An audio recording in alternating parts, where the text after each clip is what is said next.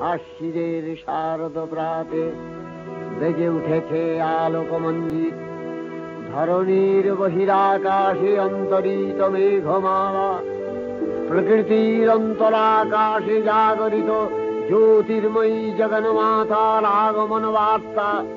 আনন্দময়ী মহামায়ার পদধ্বনি অসীম ছন্দে বেজে উঠে রূপলোক ও রসলোকে আনে নবভাব মাধুরীর সঞ্জীবন।